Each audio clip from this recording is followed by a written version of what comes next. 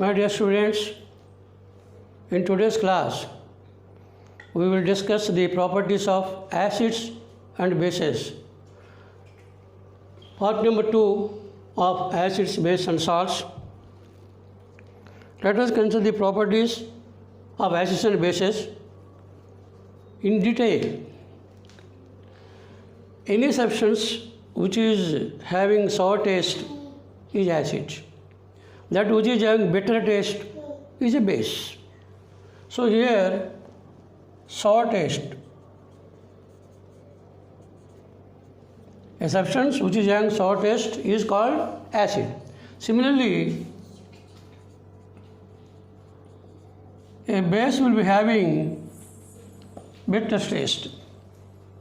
Just like bitter leaf, all these will be having bitter taste. And you can take tamarind, which will be sour in taste. Similarly, citric acid, sour in taste. Like that, we can take the taste. Next, if you consider, all the bases will be having soapy touch. You can take, for example, soap water. Soap water is nothing but a base. It will be having soapy touch. Soft touch it will be having. And the acids will not be having no soapy touch. No soapy touch. That is the second one. Now already we discussed the action of indicators. It turns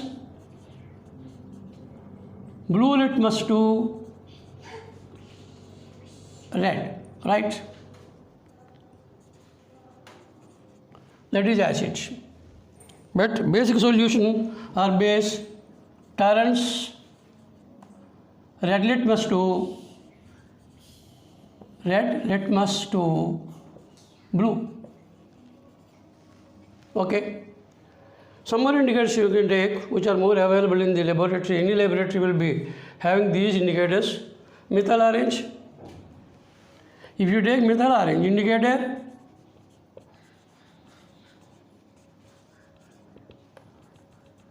methyl orange turns acidic solution to red color. And basic solution, methyl orange produces yellow color. Right? Similarly, you can take phenolphthalein.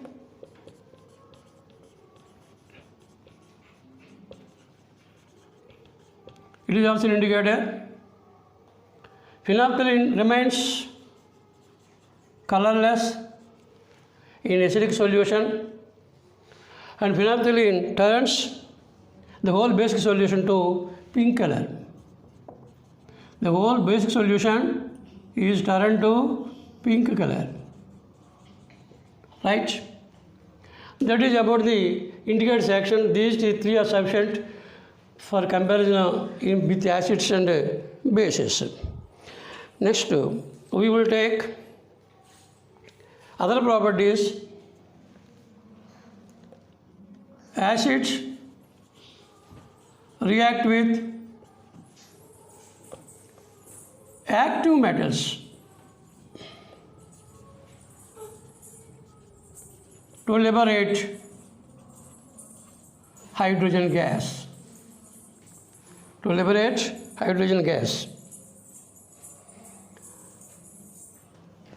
And here also we can take base,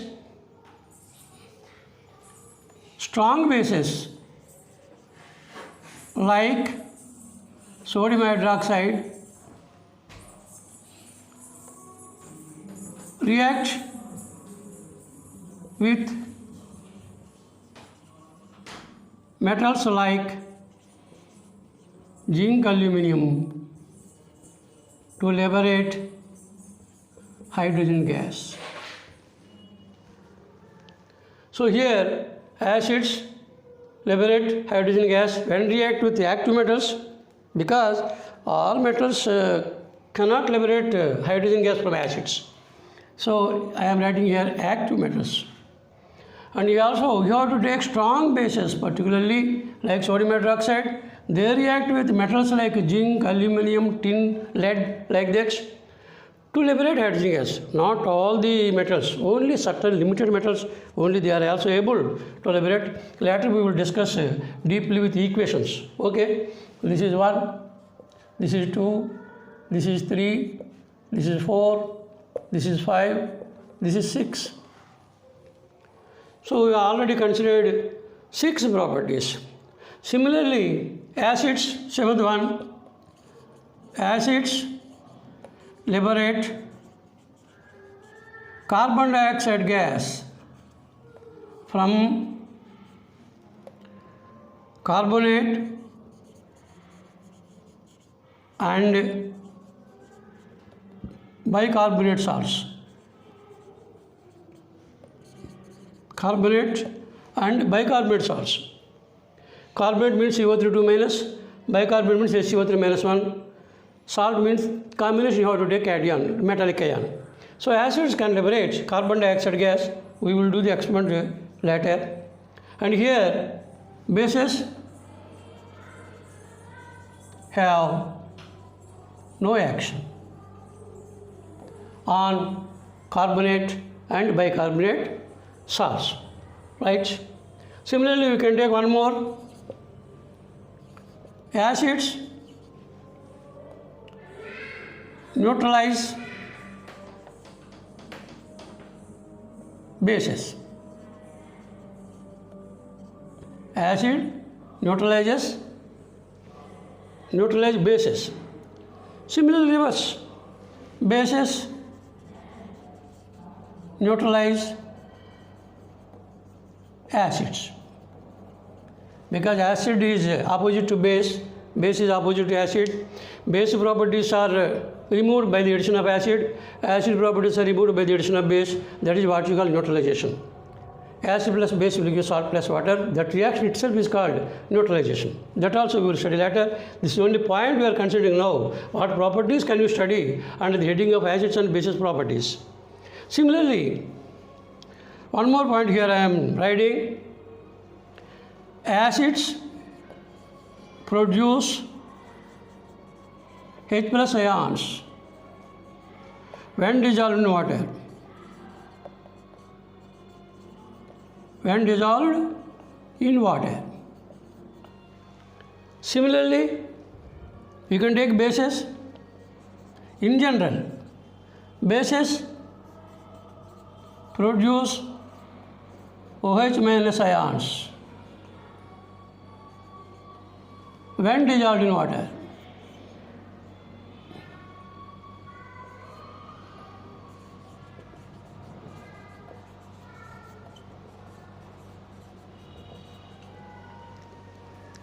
In this way, you can compare the properties also.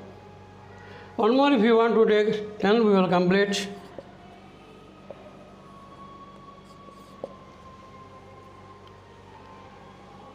Metal oxides. Most of the metal oxides dissolve in acid to produce salt and water. Metal oxides dissolve in water to produce salt and water. Similarly, you can take, there are exceptions of course, we will discuss later in detail when you study this matter. Non-metal oxides in general dissolve in bases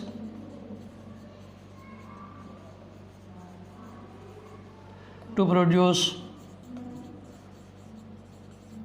salt and water.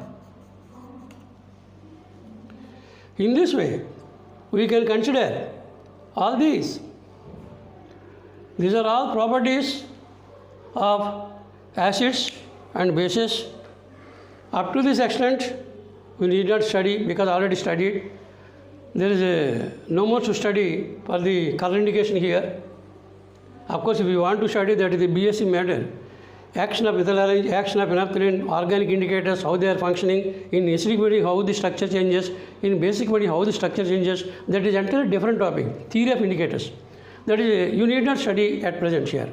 Later, in the plus 2 level, you can study all those changes.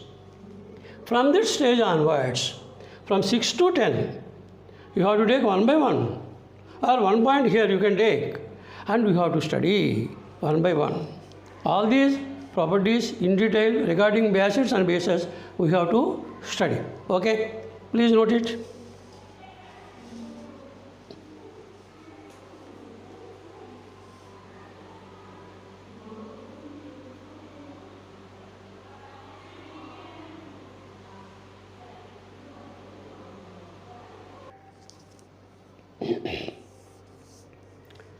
Now let us consider the acid other definition. This is mentioned as point number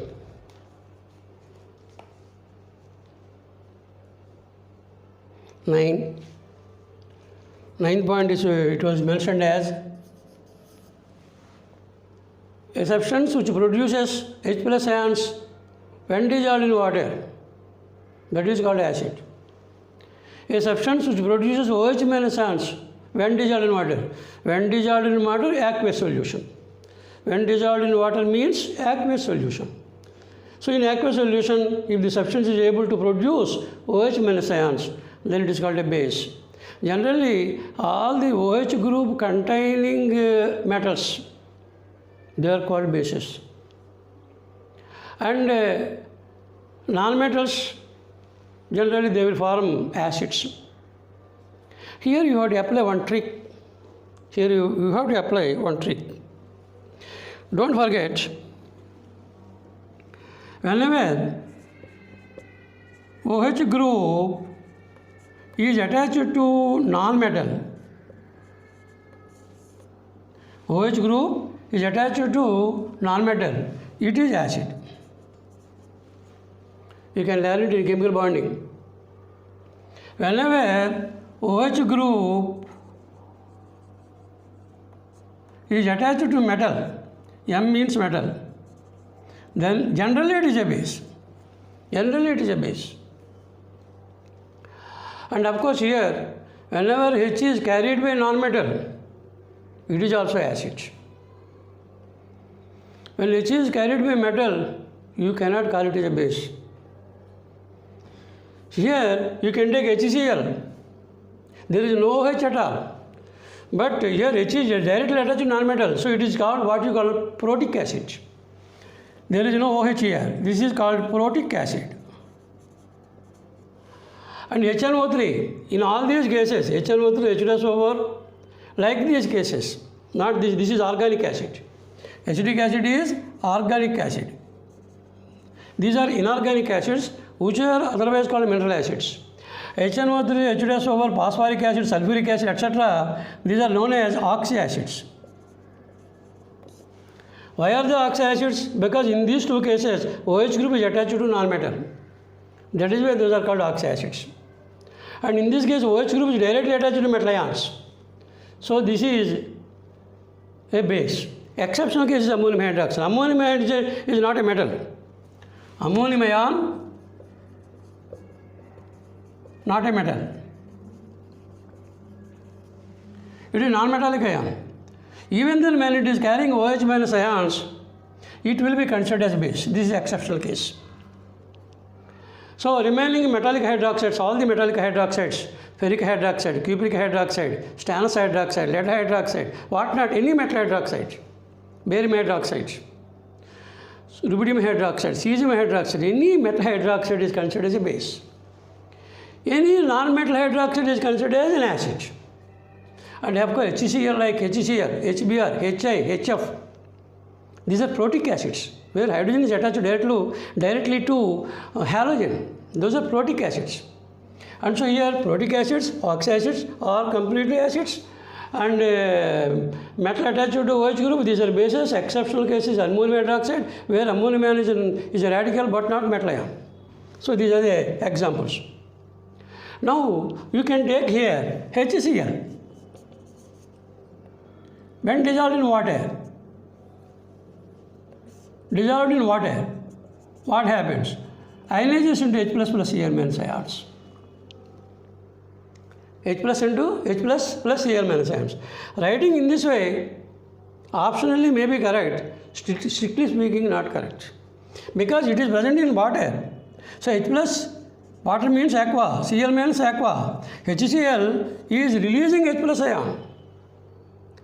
It is present in aqueous medium, but presence of H plus ion in water is a difficult task, because H plus combines with water molecule giving hydrogen ion, which is exothermic, and so H3O plus is more stable than H plus ion. And that is why instead of writing H plus, generally it is better to write H3O plus. H3O plus means H plus. So here, in other way, we can write it as HCl plus H2O will give you H3O plus, this is correct way, plus Cl minus. H plus is given to water, it is obtained as H3O plus, so it is producing H plus ion.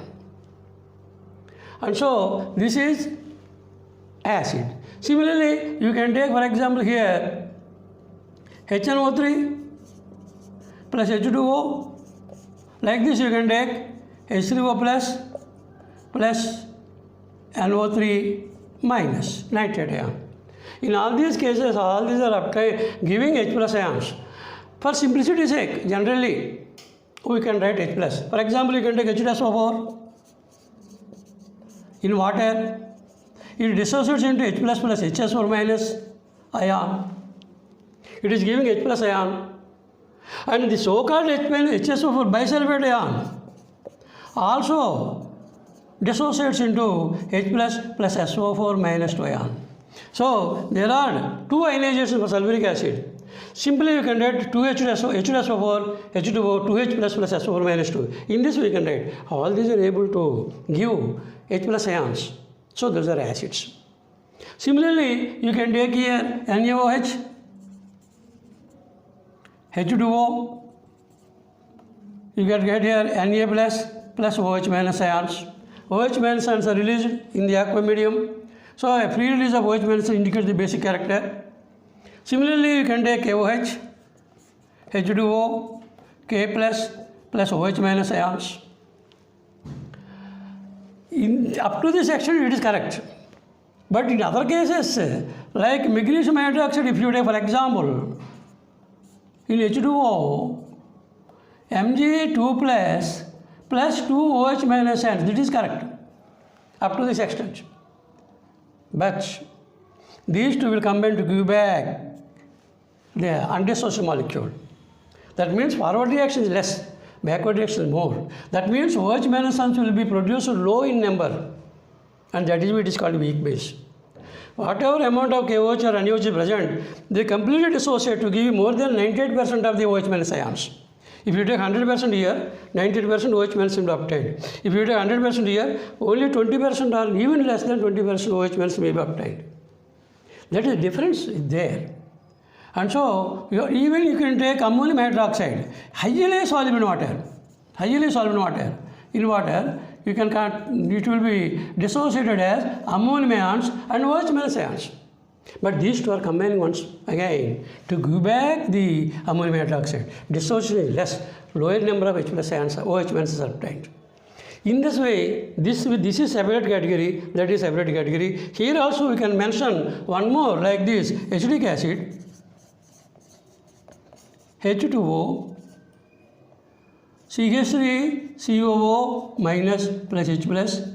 But these two will be combined to give back acetic acid. Dissociation is low. Low number of H plus ions will be produced, and that is why this is weak acid. And all these are acids, HCl, HNO3, H2SO4, perchloric acid, chloric acid. Like this, if you take all these are strong acids. Because when dissolved in water, they almost completely dissociate, completely ionize to give H plus ions. And so these are category strong acids, and this category is weak acid, and this is strong base, and these are the weak bases. Now we have to divide acids and bases. Examples are given, dissociation equations was written. They are producing OH minus and H plus. How is it happening? We have shown here. And in this case, this is the point you have to remember, general trick. And so now we have to take some more examples and divide them into strong acids, weak acids, strong bases, weak bases. Okay, please note it.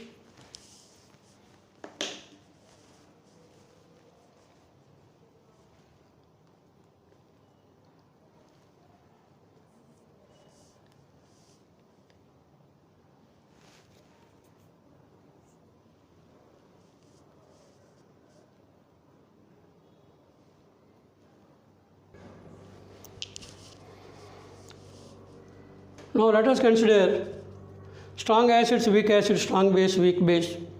A strong acid is that one which produces a greater number of H plus ions when dissolved in water. That means dissociation extent is maximum, more than 90%. Weak acid is that one which produces only fewer number of H plus ions when dissolved in water. Suppose you can take 100% acid, weak acid, only 20 or 30% of H plus ions will be obtained. Remaining 70% will be in the form of undissociated molecule. And those are called weak acids. And example, all the mineral acids are strong acids. And HCl, HNO3, H2SO4, those are called strong acids. You can take here HNO3, H2SO4, strong acids. Examples I am considering. Similarly, you can take HCl, HBr, HI, hydrochloric acid, hydrobromic acid, hydroiodic acid. You can take even oxyacids of chlorine, HClO, chlorous acid, that is what you call chlorous acid, HClO2, this is hypochlorous acid, HClO2, chlorous acid, HClO3, chloric acid, HClO4, perchloric acid. Out of all acids, HClO4, perchloric is the strongest acid. So HNO3, H2SO4, like this you can take. HCl, HNO3, H2, they are called mineral acids because the anions, chloride, nitrate, sulfate, all these anions are available in the mineral form. Most of the metals are available in the mineral in their combination of carbonates, bicarbonates, sulfates, sulfides, chlorides, bromides, like this. And that is why these are called mineral acids. And of course, these are the oxyacids of chlorine, hypochlorous acid, chlorous acid, chloric acid, perchloric acid. In all these cases, OH group is attached to non-metal. And that is why these are oxyacids. HCl, HBr, HI, these are called protic acids, but not oxyacids. All these are what you call oxyacids. And these are called protic acids. All these are very strong acids. When dissolved in water, they completely dissociate to give the H plus ions. In the case of weak acids, in general,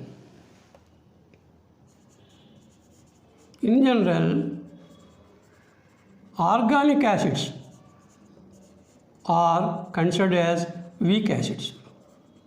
Of course, there may be exceptions, but in general, that is why in general, organic acids are weak acids. Like you can take here acetic acid, formic acid, these are organic. And inorganic acids are also there. You have to remember.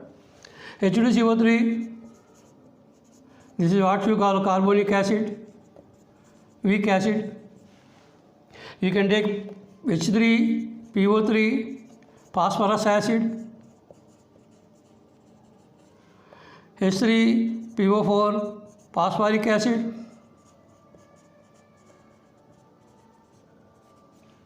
Even H2S also you can consider weak acid. All these are nothing but the weak acids because in water they produce only few number of H plus ions. Right? These are the examples. And if you take strong bases, in general, examples. First, A group metal hydroxides are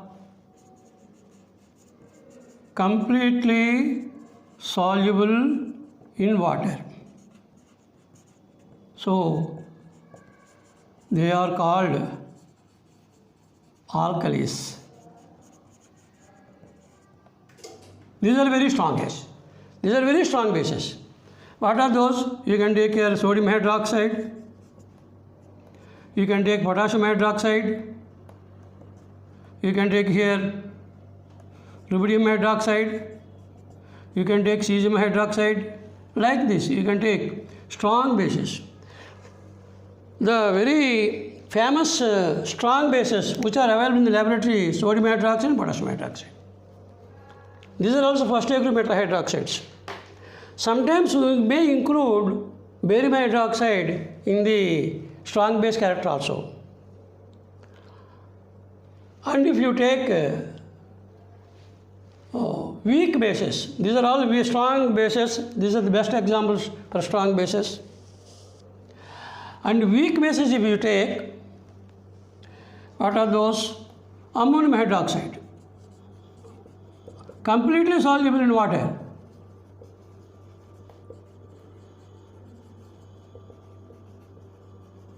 But it is a weak base because less number of OH minus ions produced. Why is it so? Because OH minus ion will be tightly held up by nitrogen. Nitrogen non-metal. And so there is no chance for the OH minus ion to be released easily. And so that is a weak base. Though it is very soluble. Even ammonium hydroxide is more soluble than any metal hydroxide, alkali group metal hydroxides. And so in this case, even this is more soluble than this, but it is a weak base, famous weak base available in every laboratory. Next to it, we can consider any metal base, any metal hydroxide. You can take here magnesium hydroxide, you can take calcium hydroxide, you can take strontium hydroxide, you can take aluminum hydroxide, any hydroxide you can take. Lead hydroxide, ferrous hydroxide, third group, D block metal hydroxides, ferric hydroxide, cupric hydroxide, etc. All the metal hydroxides except first degree metal hydroxide are all considered to be weak bases. Why is it so? Because all these hydroxides are less soluble in water, sparingly soluble in water. They are not completely soluble. When they are less soluble, how can they produce greater number of OH minus ions? And that is why all these are weak bases. Okay, MgOH white precipitate, calcium hydroxide white precipitate, strontium hydroxide up to some extent greater soluble, aluminum hydroxide white gelatinous precipitate, this is white cardi precipitate, dirty green precipitate, and this is ferric reddish blue precipitate, blue precipitate. Like this we are having. All these are precipitates. They are not soluble in water, but they are bases. Up to what extent it is soluble, up to that extent only they can release the OH minus ions, very few in number. And so all these are considered to be weak bases. As ammonium hydroxide is available and also more easily soluble, that is generally taken as a base in the laboratory to conduct the reactions, right? Even what else can you take? Barium hydroxide. You can take here barium hydroxide, baryta water. This is what you call baryta water. Generally, barium hydroxide can be included in the strong base category. Why? Because it is soluble in water. Because it is soluble in water. That is why barium hydroxide, sometimes it may be included in the weak bases. Out of all weak bases, which is the strong? Barium hydroxide. In that we can compare. But anyhow, as per the list, we can also include barium hydroxide. As it is completely soluble in water, it can be included in the category of strong bases. And one more point you have to remember here, organic amines, organic bases. Organic amines are considered to be bases. All the organic bases are weak bases. Organic amines like RNH2, etc. All these are considered as weak bases. Organic acids also weak acids, organic bases also weak bases. All the amines are typical organic bases, and you can compare the basic at, of course, whenever time arises. So this is the categorization of strong acid, strong base, weak acid, weak base. You have to know fully well about the examples also. Whenever required, you have to recollect all these examples to write the equations. Okay? Please note it.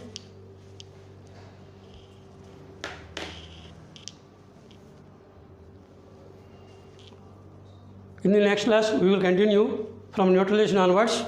For this class, it is sufficient. Please note it quickly. There is no time.